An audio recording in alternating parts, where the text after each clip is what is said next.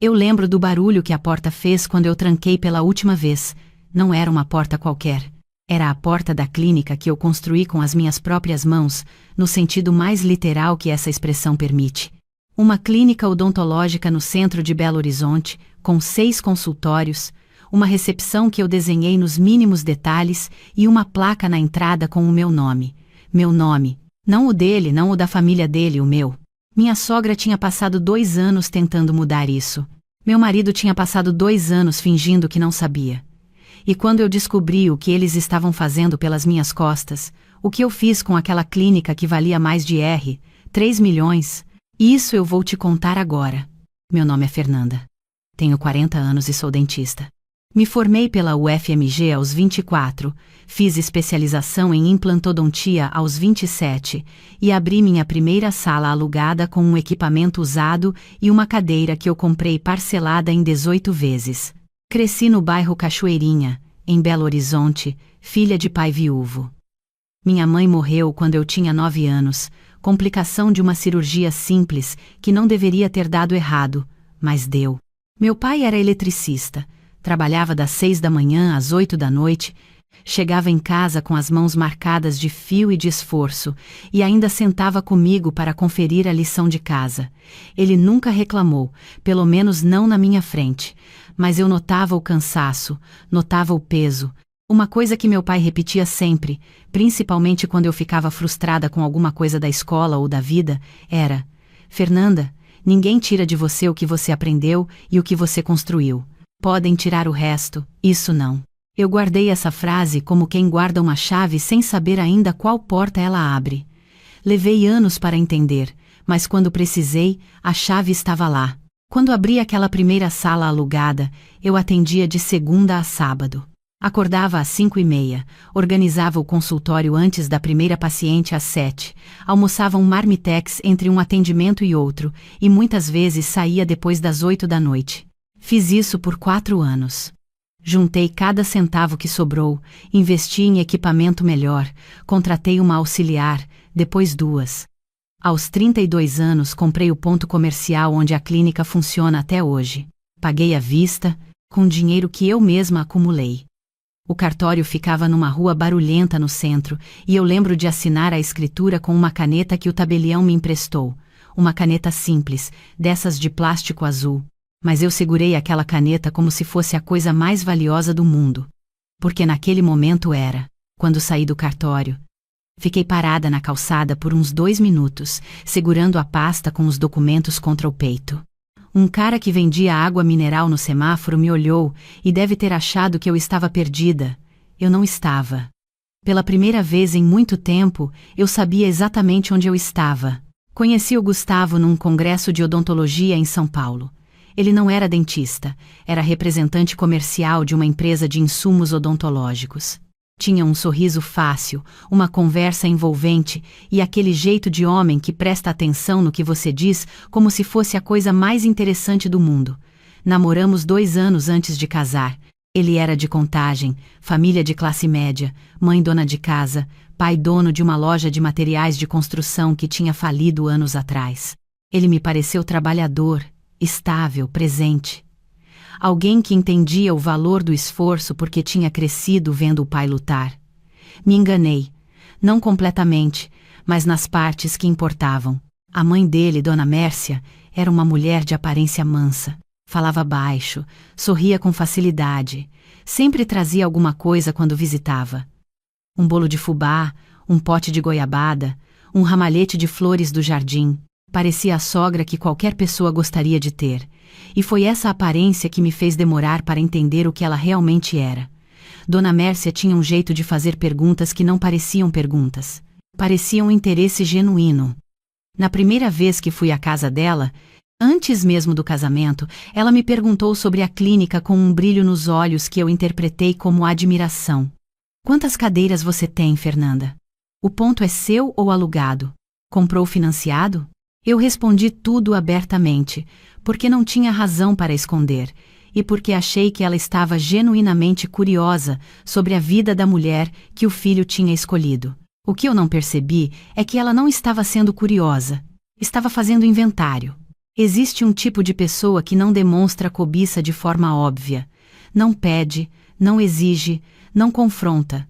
O que essa pessoa faz é se posicionar, devagar, com paciência, ocupando centímetro por centímetro, até que quando você percebe, ela está instalada no centro da sua vida e age como se sempre tivesse estado ali. Dona Mércia era esse tipo.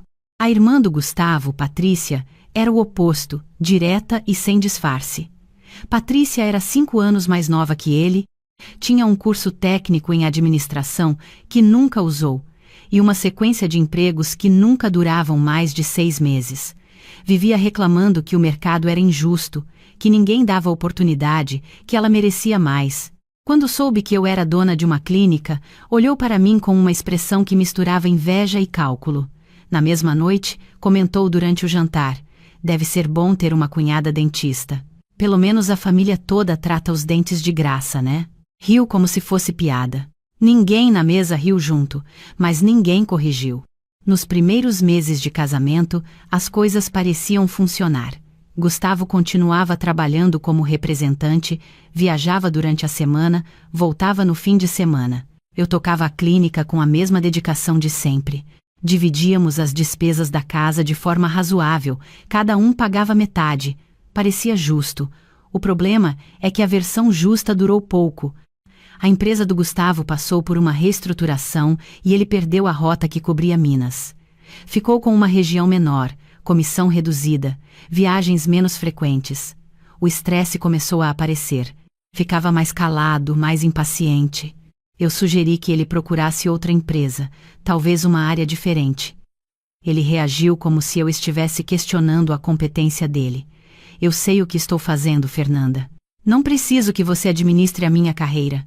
Eu recuei, porque achei que era o momento dele e que eu deveria respeitar.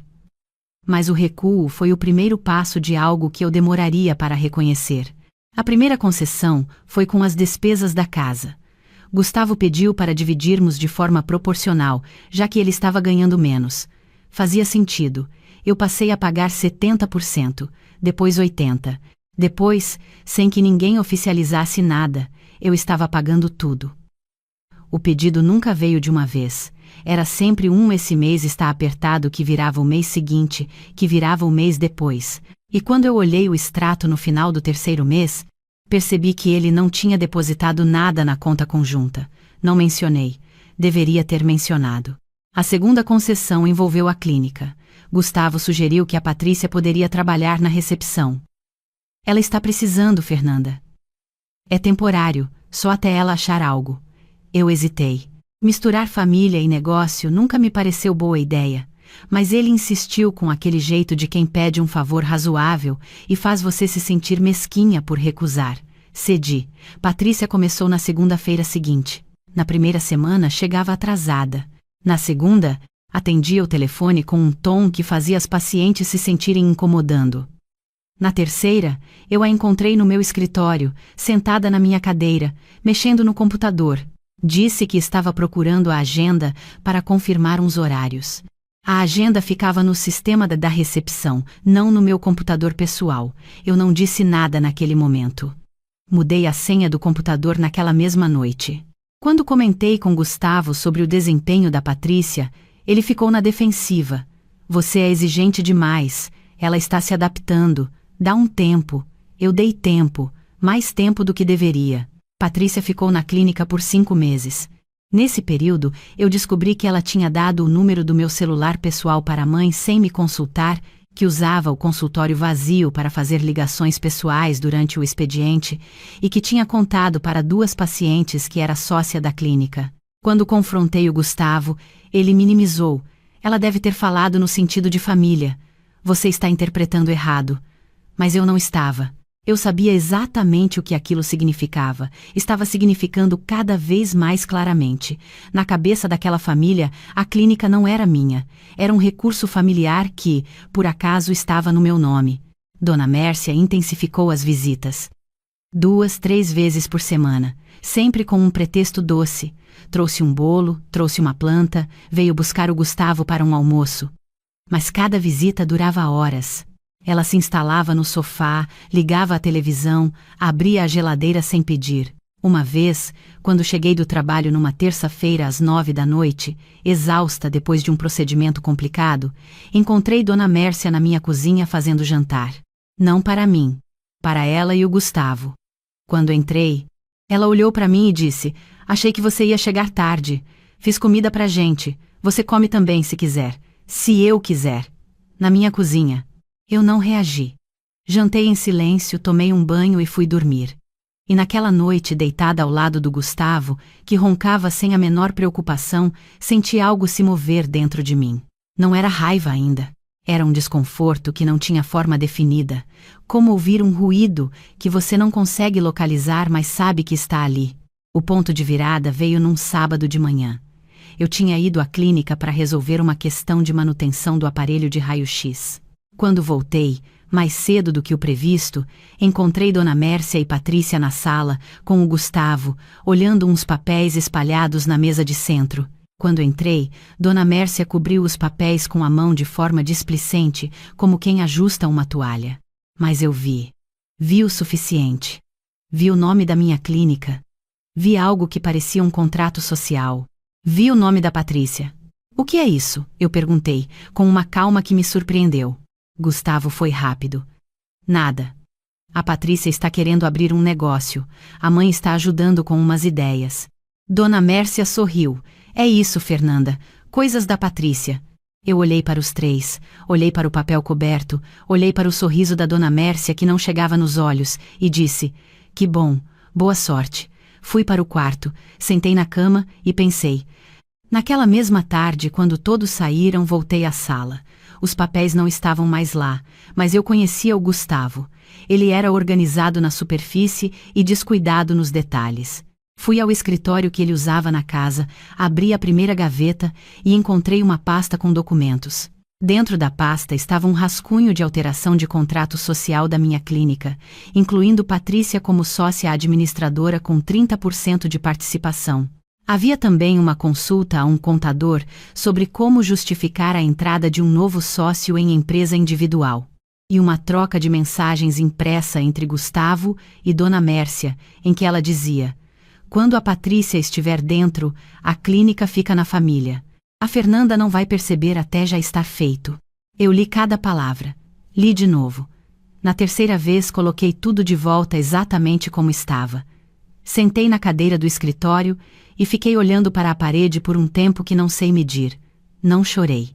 Não tremi. Senti aquela clareza que vem quando a ficha cai de verdade, quando você para de se perguntar se está exagerando, porque a resposta está ali, impressa, assinada, planejada. Naquela noite, eu deitei ao lado do Gustavo, e ele me perguntou se eu estava bem. "Você está quieta?" "Cansada?" eu disse. "Dia longo." Ele virou para o lado e dormiu. Eu fiquei de olhos abertos no escuro, montando cada peça na minha cabeça. Na segunda-feira liguei para o Dr. Sérgio, um advogado empresarial que tinha cuidado da abertura da minha clínica 8 anos antes. Expliquei a situação com toda a objetividade que consegui. Ele ouviu sem interromper, depois disse: "Fernanda, a clínica é sua. CNPJ no seu nome, ponto comercial no seu nome, equipamentos no seu nome. Ninguém inclui sócio em empresa individual sem a assinatura do titular. Sem a sua assinatura, nada disso vale nada." Eu respirei. E se eu quiser transferir tudo para um novo CNPJ? Novo endereço, novo contrato, novo nome fantasia? Ele ficou em silêncio por um momento. "Pode. É trabalhoso, mas pode. Você fecha a empresa atual, abre outra, transfere os contratos com os planos de saúde, migra a carteira de pacientes. Demora umas 4, 5 semanas se a gente trabalhar rápido. Então vamos trabalhar rápido." Nas semanas seguintes eu fui 2 pessoas ao mesmo tempo. Em casa, eu era a Fernanda de sempre. Perguntava ao Gustavo sobre o trabalho. Jantava com Dona Mércia quando ela aparecia. Tolerava a Patrícia na recepção com o mesmo sorriso educado de sempre. Por dentro, eu estava desmontando tudo e remontando em outro lugar. O Dr. Sérgio encontrou um ponto comercial no bairro Savassi, 2 quarteirões da clínica original. melhor localização, andar mais alto, mais visibilidade. Eu assinei o contrato de locação pessoalmente, numa terça à tarde, enquanto Gustavo achava que eu estava numa consulta de rotina. Nas semanas que se seguiram, fui transferindo equipamentos aos poucos. Saía mais cedo para resolver coisas da clínica, e de fato estava resolvendo, só que não da forma que ele imaginava. Cada cadeira odontológica que saía do endereço antigo era uma peça a menos que aquela família poderia tocar. Contratei uma nova recepcionista para o novo endereço, uma mulher competente que não tinha nenhuma relação com ninguém da família do Gustavo. A parte mais difícil foi a carteira de pacientes. Eu tinha 340 pacientes regulares. Liguei pessoalmente para cada um deles ao longo de 2 semanas. Expliquei que estava mudando de endereço, que a qualidade do atendimento seria a mesma, que o novo espaço era melhor. Nenhum paciente reclamou. A maioria disse a mesma coisa. Dró, Fernanda, eu sigo a senhora, não o endereço. Isso me deu mais força do que qualquer documento jurídico. A Patrícia continuava indo à clínica antiga todos os dias, sem perceber que as coisas estavam sumindo. Eu mantinha o consultório principal funcionando com o mínimo necessário, atendendo normalmente, enquanto o novo espaço ia tomando forma. Ela não percebeu que a sala de esterilização estava mais vazia, não percebeu que o estoque tinha diminuído pela metade, não percebeu porque nunca tinha prestado atenção no que fazia aquela clínica funcionar de verdade. Ela via a fachada e achava que era um negócio. Vou te dizer uma coisa sobre pessoas que tentam tomar o que é dos outros. Elas prestam atenção no resultado, nunca no processo. Sabem o valor do que você tem, mas não fazem ideia de quanto trabalho sustenta aquele valor. Por isso a Patrícia não notou. Por isso Dona Mércia não notou. Por isso o Gustavo não notou. Porque nenhum deles jamais tinha se interessado pelo que mantinha aquela clínica de pé. Só se interessavam pelo que ela valia. Num domingo à tarde, 3 semanas depois que encontrei os papéis, eu estava na varanda tomando café quando Gustavo sentou ao meu lado. Estava com aquele ar de quem ensaiou uma conversa e está procurando a abertura. Fernanda, tive uma ideia que queria discutir com você. Eu tomei um gole de café. Fala. A Patrícia tem se dedicado bastante na clínica. Acho que seria justo oficializar a posição dela. Talvez uma sociedade, algo assim. Ela entra com trabalho, você entra com a estrutura. Eu olhei para ele por um momento longo. Vi o rosto de um homem que eu tinha amado, que eu tinha escolhido, que agora me olhava com aquela expressão calculada, achando que eu era ingênua o suficiente para entregar o que era meu embrulhado numa conversa de domingo. Vou pensar, eu disse. E ele sorriu aliviado, porque confundiu a minha calma com consideração. Não era. Era contagem regressiva. Na quarta-feira seguinte, o novo endereço ficou pronto. Equipamento instalado, pintura feita, placa nova na entrada. A clínica agora se chamava Espaço Fernanda Duarte Odontologia. Meu nome completo, sem ambiguidade, sem espaço para interpretação. Naquela manhã, passei pela clínica antiga pela última vez. Retirei os últimos itens pessoais, os quadros que eu tinha escolhido ao longo dos anos, a luminária da minha mesa, a foto do meu pai que ficava no escritório. A Patrícia ainda não tinha chegado. O espaço estava quase vazio, só os móveis fixos que pertenciam ao ponto. Fiquei parada na recepção por um momento, olhando para aquele lugar que eu tinha construído do zero. Senti uma pontada de tristeza, não pelo espaço em si, mas pelo que ele representava. Representava uma época em que eu acreditava que o Gustavo estava do meu lado. Essa época tinha acabado. Tranquei a porta e entreguei a chave ao Dr. Sérgio, que cuidaria da rescisão do contrato de locação. Naquela noite, quando Gustavo chegou em casa, eu estava sentada na sala de jantar. Tinha 3 envelopes sobre a mesa. O que é isso? Ele perguntou, largando a bolsa no sofá. O primeiro é a notificação de encerramento da empresa antiga. A clínica naquele endereço não existe mais. Ele ficou parado. O segundo é a certidão da nova empresa, em novo endereço, novo CNPJ, exclusivamente no meu nome. Todos os contratos com operadoras e convênios já foram migrados. A carteira de pacientes já está lá. Ele abriu a boca e fechou sem dizer nada. O terceiro é o pedido de divórcio, consensual, de preferência, porque não temos bens em comum. A clínica era minha antes do casamento e continua minha. A casa é alugada. Não há o que dividir. O silêncio que se instalou naquela sala tinha um peso que eu quase podia tocar. Vi o rosto dele mudar.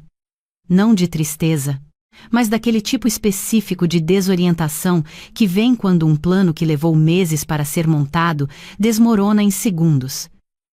Fernanda, eu encontrei os papéis no seu escritório, Gustavo. O rascunho de alteração contratual, a consulta ao contador, as mensagens da sua mãe. Fiz uma pausa. Vocês tinham um plano.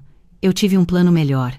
Ele sentou na cadeira, lentamente, como se as pernas não sustentassem. Minha mãe. O que sua mãe achar não é mais assunto meu. Ficamos em silêncio por um tempo.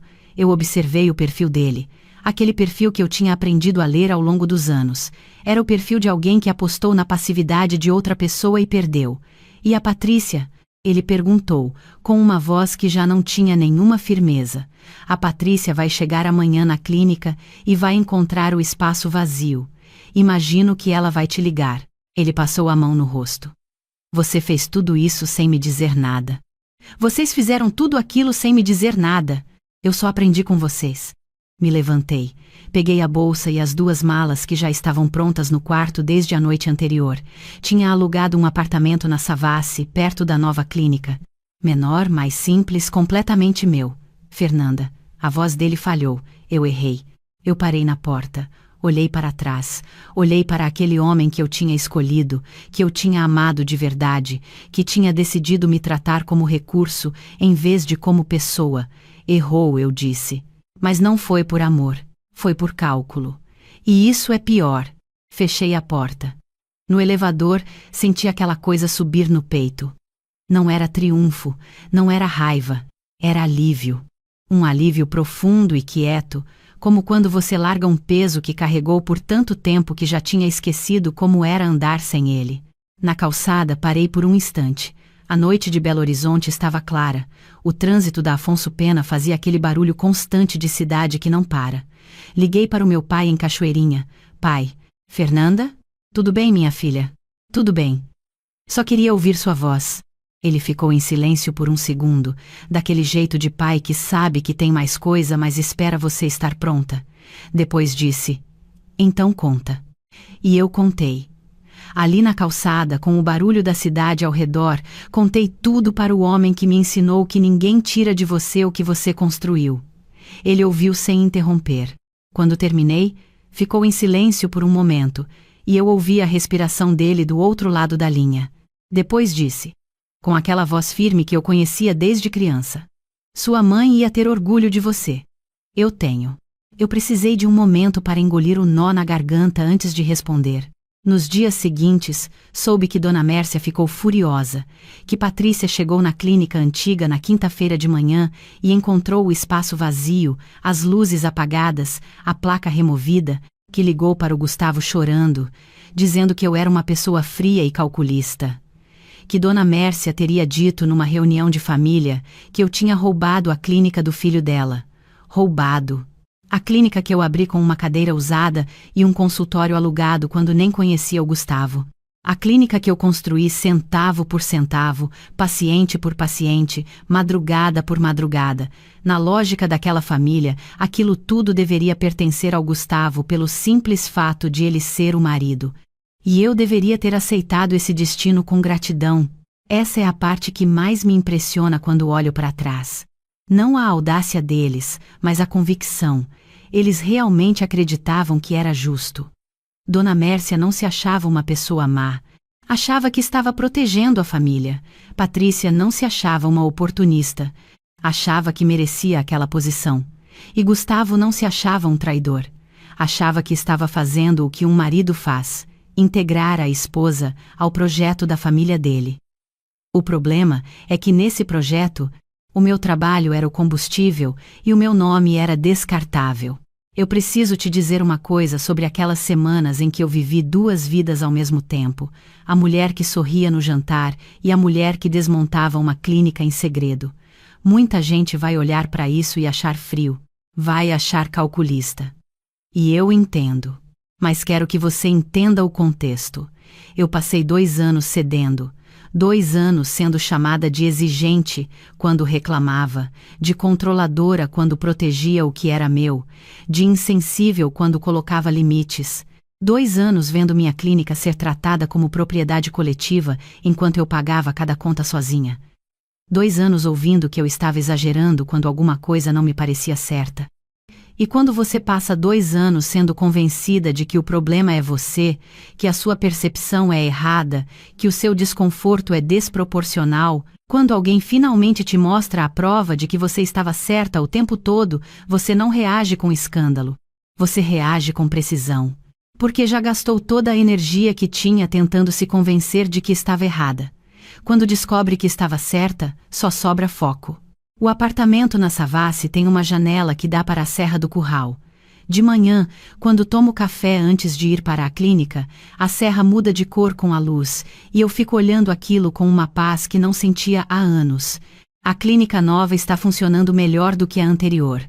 No primeiro mês, atendi mais pacientes do que no último trimestre do endereço antigo.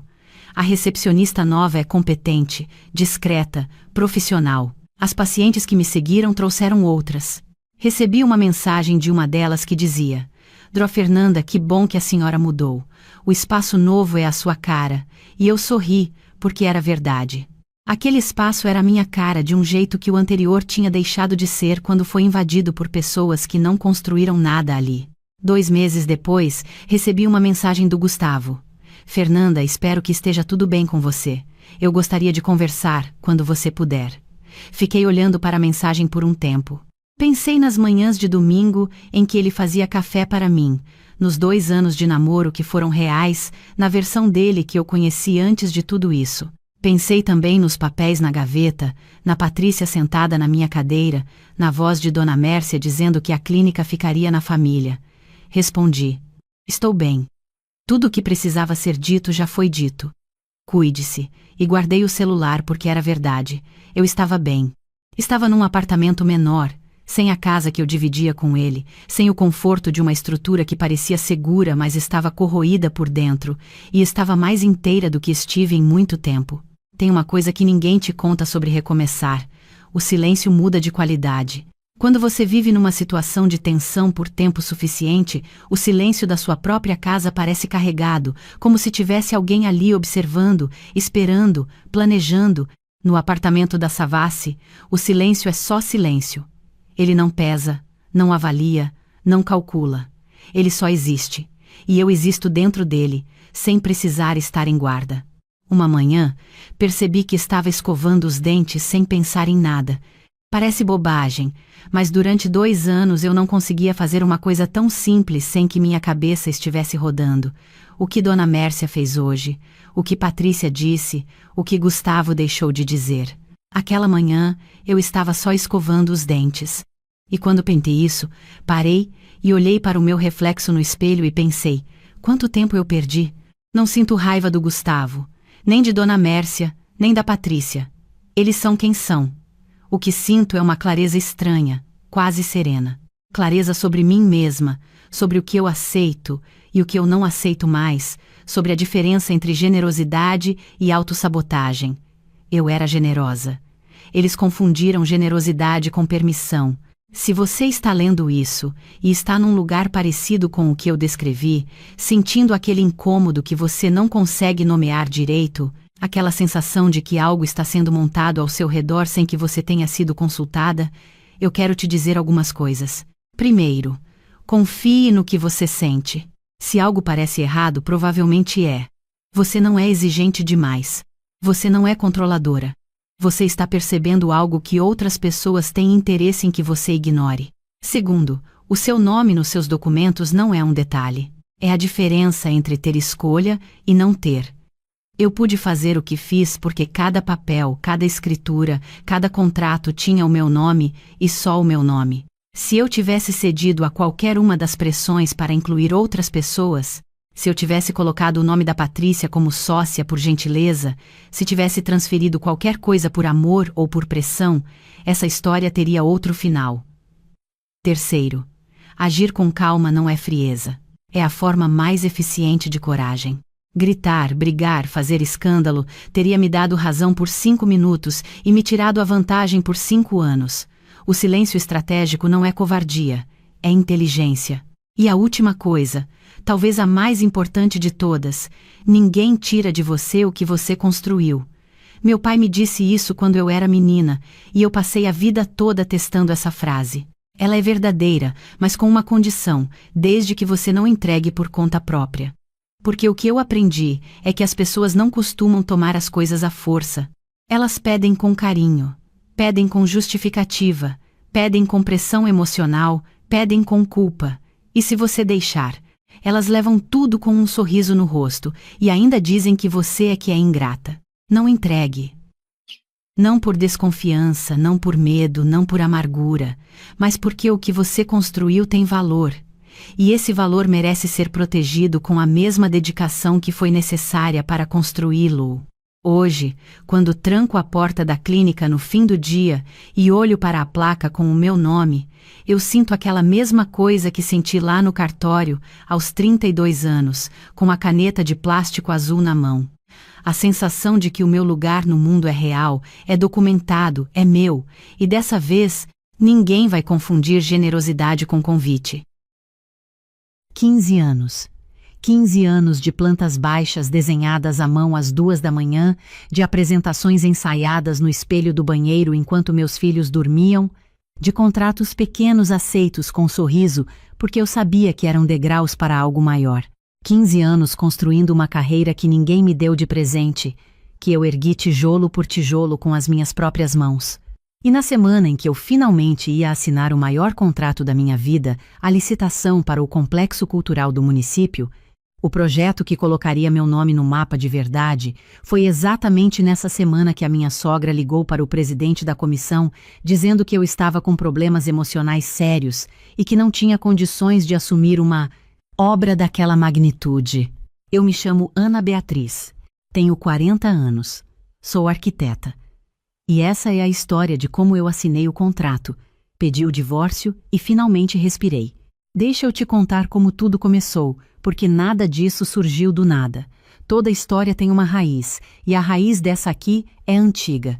Conheci Renato quando eu tinha 24 anos, ele tinha 28. Era bonito, engraçado, trabalhava no setor financeiro de uma construtora de médio porte. A gente se apaixonou rápido, como acontece quando você é jovem e ainda não aprendeu a ler os sinais que a vida coloca na sua frente. Nos casamos 2 anos depois. Eu ainda estava terminando a especialização. Ele já tinha uma posição estável.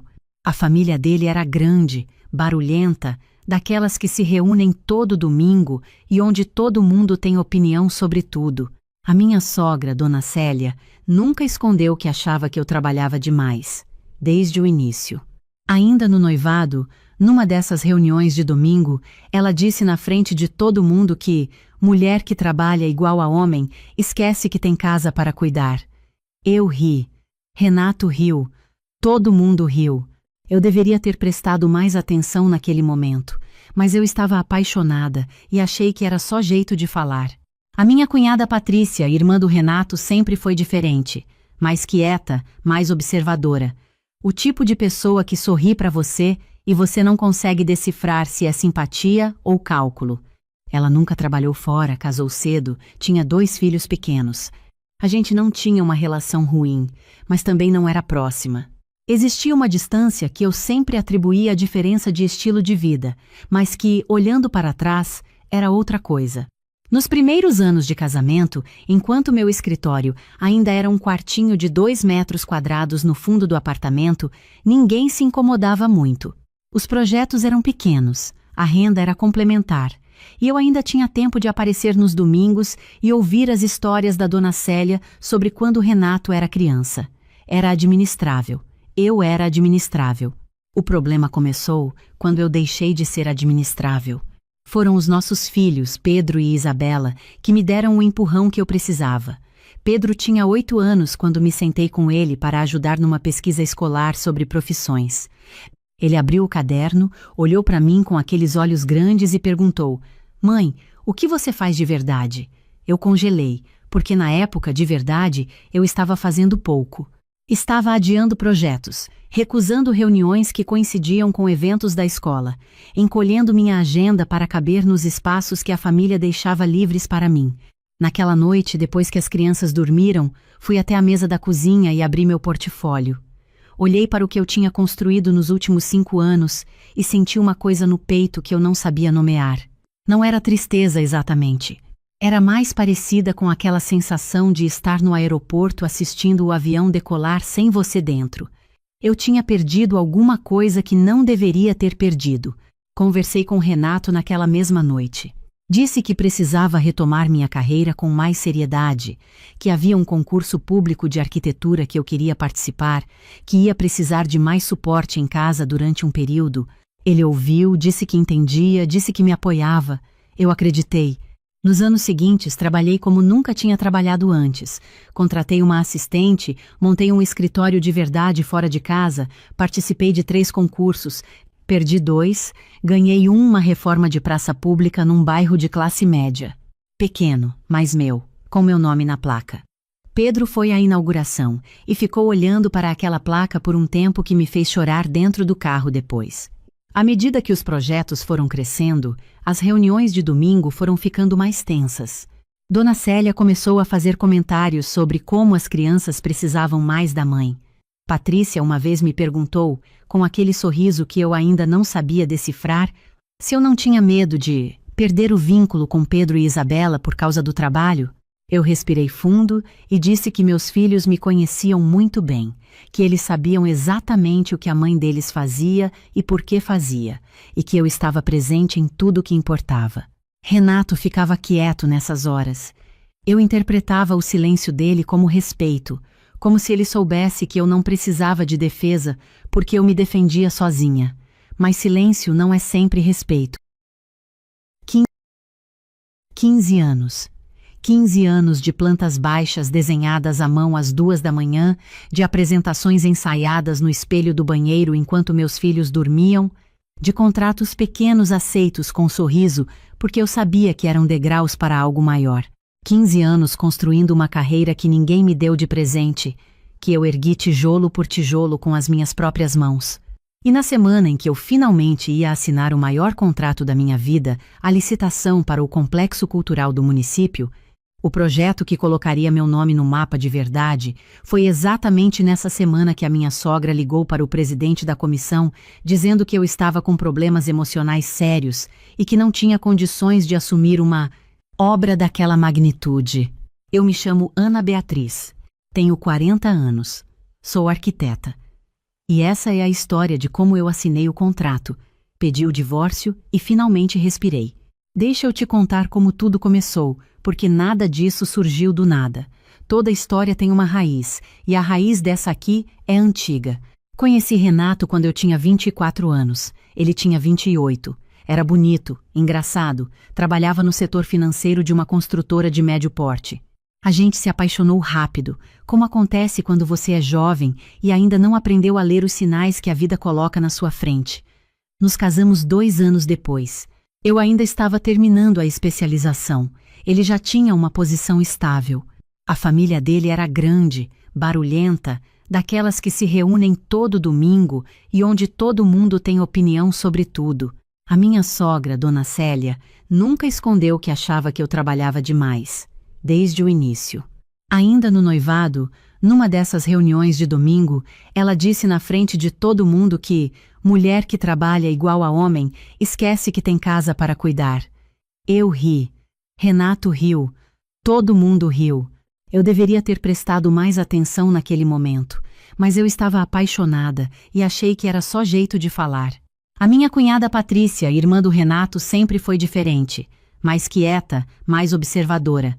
O tipo de pessoa que sorri para você e você não consegue decifrar se é simpatia ou cálculo. Ela nunca trabalhou fora, casou cedo, tinha 2 filhos pequenos. A gente não tinha uma relação ruim, mas também não era próxima. Existia uma distância que eu sempre atribuía à diferença de estilo de vida, mas que, olhando para trás, era outra coisa. Nos primeiros anos de casamento, enquanto meu escritório ainda era um quartinho de 2 metros quadrados no fundo do apartamento, ninguém se incomodava muito. Os projetos eram pequenos, A renda era complementar, e eu ainda tinha tempo de aparecer nos domingos e ouvir as histórias da dona Célia sobre quando Renato era criança. Era administrável. Eu era administrável. O problema começou quando eu deixei de ser administrável. Foram os nossos filhos, Pedro e Isabela, que me deram o empurrão que eu precisava. Pedro tinha 8 anos quando me sentei com ele para ajudar numa pesquisa escolar sobre profissões. Ele abriu o caderno, olhou para mim com aqueles olhos grandes e perguntou: "Mãe, o que você faz de verdade?" Eu congelei, porque na época, de verdade, eu estava fazendo pouco.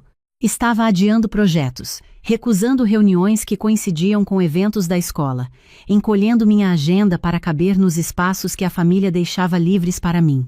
Naquela noite, depois que as crianças dormiram, fui até a mesa da cozinha e abri meu portfólio.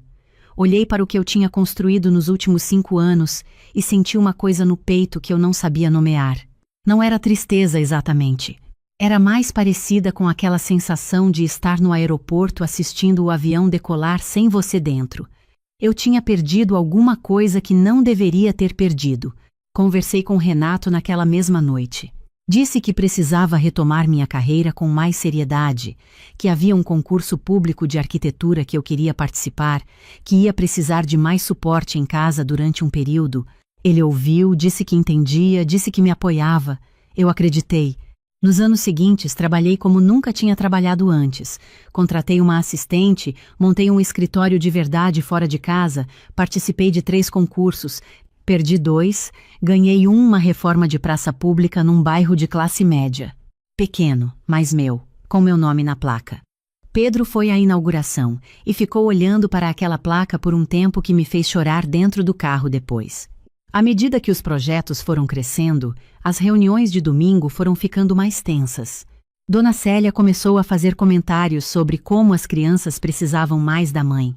Patrícia uma vez me perguntou, com aquele sorriso que eu ainda não sabia decifrar, se eu não tinha medo de perder o vínculo com Pedro e Isabela por causa do trabalho.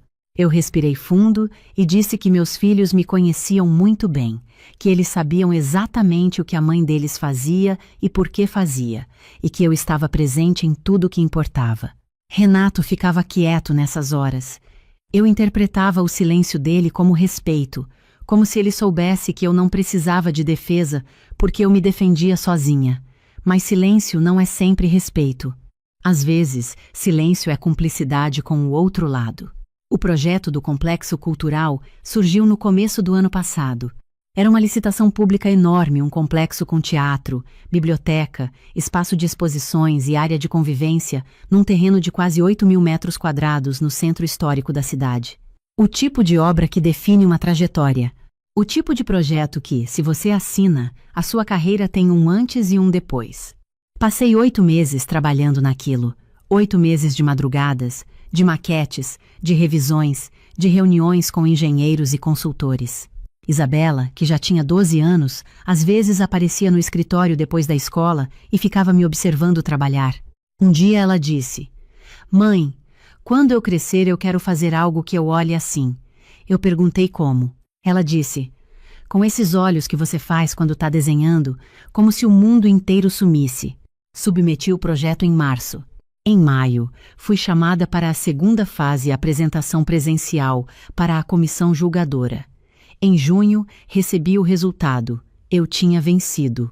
Quando o e-mail chegou, eu estava no carro, no estacionamento de um supermercado. Li 3 vezes. Liguei para minha assistente, que começou a gritar do outro lado da linha. Fiquei sentada ali por uns 20 minutos sem conseguir sair do carro, com aquela sensação estranha de quando algo que você sonhou por tanto tempo finalmente acontece e o seu corpo não sabe bem como reagir. Cheguei em casa e contei para Renato. Ele me abraçou, disse que estava orgulhoso, que ia abrir uma garrafa de vinho para comemorar. Liguei para minha mãe, para minhas amigas. Fui dormir feliz de um jeito que eu não sentia há muito tempo. 2 dias depois, contamos para a família dele no almoço de domingo. Eu deveria ter prestado mais atenção nas expressões. Dona Célia ouviu, deu um sorriso que não chegou aos olhos e disse: "Que bom, filha." Patrícia perguntou quanto tempo ia durar a obra e se eu ia ter que viajar. Quando respondi que provavelmente sim, que havia visitas técnicas e reuniões com a prefeitura programadas, ela trocou um olhar com a sogra que eu vi, mas fingi não ter visto. O cunhado, Marcelo, marido da Patrícia, foi o único que reagiu com entusiasmo de verdade. Levantou o copo, disse que era uma conquista enorme, que eu merecia. Eu me lembro de ter pensado que ele era legal. Na semana seguinte, a assinatura do contrato estava marcada para a sexta-feira. Era terça. Eu estava no escritório terminando de organizar a documentação quando meu celular tocou. Era um número que eu não reconhecia. Atendi. Era o Dr. Fernando Assis, presidente da comissão julgadora do processo licitatório. Ele disse que estava ligando porque tinha recebido uma comunicação anônima, mas que ele me conhecia o suficiente para me dar a oportunidade de esclarecer antes de qualquer coisa. Disse que a comunicação sugeria que eu estava passando por uma crise emocional severa, que tinha histórico de instabilidade psicológica e que não teria condições de coordenar uma obra daquela complexidade. Eu ouvi tudo em pé, sem me sentar, com a mão apertando o celular com uma força que deixou marca na palma. Disse a ele que aquilo era mentira, que eu estava bem, que tinha todos os meus laudos médicos em dia, que minha saúde física e mental nunca tinha sido um impedimento para o meu trabalho. Ele disse que acreditava em mim, que ia desconsiderar a comunicação, mas que achava que eu precisava saber que aquilo tinha acontecido. Agradeci. Desliguei. Fiquei olhando para a parede por um tempo que não sei dizer quanto foi. Depois sentei na cadeira, respirei fundo e comecei a pensar em quem poderia ter feito aquilo. Não demorou muito. Liguei para a minha amiga Fernanda, que é advogada, e contei o que tinha acontecido. Ela ficou em silêncio por um segundo e depois disse: Bi, isso tem cara de gente que te conhece, alguém que sabe detalhes suficientes para soar convincente. Concordei. Disse que suspeitava da família do Renato, mas que não tinha prova nenhuma, só intuição. Fernanda disse: intuição de mulher que chegou até aqui não é pouca coisa, mas você precisa de mais do que intuição. Naquela noite, em casa, Renato chegou do trabalho, jantamos juntos com as crianças. Ele me perguntou como tinha sido o dia. Eu disse corrido, e não falei mais nada. Precisava pensar antes de falar. Depois que Pedro e Isabela foram dormir, fui até o escritório em casa para terminar uns documentos. Renato ficou na sala vendo televisão. Em algum momento, o celular dele, que estava na mesa de centro, acendeu com uma notificação. Ele não estava perto. Eu estava passando pela sala e vi, sem querer, o nome que apareceu na tela. Era o nome de um grupo. O grupo se chamava Família Monteiro. Não vi o conteúdo, mas vi o suficiente para saber que o grupo existia e que tinha atividade recente. Fui dormir com aquilo na cabeça. Na manhã seguinte, quarta-feira, Renato saiu cedo para uma reunião. Eu levei as crianças para a escola e voltei para casa antes de ir ao escritório. Senti aquela coisa que eu não sei explicar direito, não foi invasão de privacidade, foi sobrevivência. Fui até a mesa de centro. O celular estava lá, sem senha ativa porque ele tinha o costume ruim de deixar desbloqueado quando estava em casa. Abri o WhatsApp, encontrei o grupo Família Monteiro. Li por uns 10 minutos, de trás para frente, e o que eu encontrei foi uma coisa que eu não consigo descrever com precisão porque palavras parecem pequenas demais para o tamanho daquilo. Tinha uma conversa que começava com a Patrícia dizendo que tinha descoberto como funciona o processo licitatório e que havia uma forma de apresentar uma denúncia anônima à comissão. A dona Célia perguntou se dava para fazer sem deixar rastro. Patrícia disse que sim, que bastava mandar por e-mail de uma conta criada para isso. A dona Célia disse: então faz. Tinha um emoji de coração no final. Mas o que me parou, o que me fez segurar o celular com as duas mãos para não cair, foi rolar um pouco mais para cima e encontrar a mensagem que a Patrícia tinha mandado 2 dias antes do domingo do almoço. Ela tinha escrito: se a Ana Beatriz assinar esse contrato, a gente perde o Renato de vez. Ela vai virar maior do que ele e aí acabou. Precisamos agir antes da sexta. E embaixo dessa mensagem tinha um coração, dado pelo Renato. Meu marido tinha curtido aquela mensagem. Não era ambiguidade. Não era mensagem mal interpretada. Era meu marido, no grupo da família, dando um coração para a sugestão de sabotar minha carreira porque ele não queria se sentir menor do que eu. Coloquei o celular de volta na mesa. Fui até o banheiro, lavei o rosto com água fria, me olhei no espelho por um tempo. Não chorei. Não senti raiva, pelo menos não do jeito que eu esperaria sentir. Senti uma clareza estranha, daquelas que chegam depois que a névoa some de vez e você finalmente enxerga a paisagem como ela sempre foi. Peguei minha bolsa, saí de casa, fui até o escritório. Chamei minha assistente Camila e pedi que ela organizasse toda a documentação para a assinatura do contrato de sexta-feira. Depois liguei para a Fernanda. Disse: Fê, preciso do contato de um bom advogado especializado em família. Não para amanhã, para hoje. Ela ficou um segundo em silêncio e depois disse: Bi, o que aconteceu? Eu contei tudo. Ela ouviu sem me interromper. Quando terminei, ela disse: Você tem certeza? Eu disse que tinha. Ela disse: Então você sabe o que precisa fazer. Eu disse que sabia. Ela mandou o contato do advogado em menos de 5 minutos. Liguei para o Dr. Henrique Saraiva ainda naquela manhã. Ele tinha horário no final da tarde. Fui. Contei tudo para ele, o telefonema do presidente da comissão, o que encontrei no celular do Renato, o histórico de pressão da família. Ele ouviu com atenção, fez algumas perguntas sobre patrimônio, sobre tempo de casamento, sobre os filhos. Ao final, disse que eu tinha uma base sólida para iniciar o processo de divórcio e que, dependendo de como eu quisesse conduzir, havia formas de documentar o que tinha acontecido para proteger minha reputação profissional caso fosse necessário. Saí do escritório dele às 7 da noite com uma pasta de orientações e uma sensação no peito que eu só consegui identificar mais tarde, já em casa, depois que as crianças dormiram. Era alívio. Naquela noite, Renato chegou em casa e perguntou se eu estava bem porque eu estava quieta. Eu disse que estava cansada.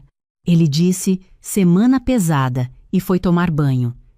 Eu fiz o jantar, ajudei Pedro com a lição de matemática, conversei com Isabela sobre uma apresentação que ela ia fazer na escola. Fiz tudo aquilo com uma presença que eu não tinha tido em muito tempo, porque pela primeira vez em anos eu sabia exatamente onde estava e para onde ia. Quinta-feira de manhã, antes de sair para o escritório, sentei com os dois na mesa da cozinha enquanto Renato ainda estava dormindo. Pedro perguntou por que eu tinha acordado tão cedo. Eu disse que tinha algumas coisas para resolver. Isabela me olhou daquele jeito dela, que herdou de mim aquele olhar que vê mais do que as palavras dizem, e perguntou se estava tudo bem. Eu disse: vai ficar, meu amor, vai ficar melhor do que estava. Ela não perguntou mais nada, mas ficou mais perto de mim do que o normal enquanto tomávamos café, e isso foi o suficiente. Na quinta-feira, conversei com o Dr. Henrique por telefone mais 2 vezes. Organizei os documentos que ele tinha pedido. Fiz backup de tudo que era importante no escritório. Trabalhei num nível de concentração que eu não me lembrava de ter há anos, não porque estava tentando esquecer o que tinha acontecido, mas porque o que estava acontecendo era real, era meu, e eu não ia deixar que ninguém tirasse aquilo de mim. À noite, Renato chegou animado. Disse que tinha marcado um jantar com uns amigos para comemorar meu contrato na semana seguinte. Eu ouvi, disse. A gente vê, e mudei de assunto. Sexta-feira, 10 da manhã. Entrei na sede da prefeitura com a Camila, que não sabia de nada, mas percebeu que eu estava diferente e ficou mais quieta que o normal, do jeito bom, do jeito de quem entende que alguns momentos pedem silêncio. Cumprimentei o Dr. Fernando Assis, que me recebeu com um aperto de mão firme e um sorriso que dizia que aquele telefonema de terça-feira não tinha mudado nada para ele. Sentei à mesa. Tinha várias páginas para assinar. Assinei cada uma delas com uma calma que eu nunca tinha sentido antes em nenhum momento importante da minha vida, nem na defesa de TCC, nem no casamento, nem no nascimento dos filhos. Uma calma que não era indiferença. Era o contrário disso. Era presença total. Quando o Dr. Fernando me entregou a cópia assinada e disse: parabéns, arquiteta, a cidade vai ficar mais bonita, eu tive que piscar algumas vezes para não chorar ali mesmo. Saí da prefeitura às 11h30. Fui direto para o escritório do Dr. Henrique Saraiva com os documentos que ele tinha pedido. Assinei a procuração para que ele iniciasse o processo de divórcio. 2 assinaturas na mesma manhã, uma construindo, uma liberando. Liguei para a Fernanda do carro. Ela atendeu no segundo toque, como se estivesse esperando. Eu disse: Fê, foi feito. Ela ficou em silêncio por um momento e depois disse, bem baixinho: eu sei que custou. Eu disse: custou tudo. Ela disse: então valeu tudo. Fiquei um tempo parada no carro, no estacionamento do escritório do advogado, olhando para a pasta no banco do passageiro, os documentos do contrato de um lado, os do divórcio do outro. 2 projetos simultâneos. Um para construir o que sempre foi meu de direito. Outro para demolir o que nunca deveria ter ficado de pé por tanto tempo. Quando cheguei em casa naquela tarde, Renato ainda não tinha chegado.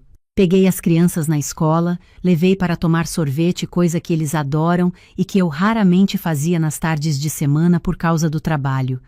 Ficamos sentados numa mesa na calçada, com o sol daquele jeito bonito de fim de tarde, e Pedro me contou uma história engraçada que tinha acontecido na aula de educação física, e Isabela ficou rindo daquele jeito que enruga o nariz, e eu fiquei olhando para os dois pensando que eram as coisas mais inteiras que eu tinha no mundo.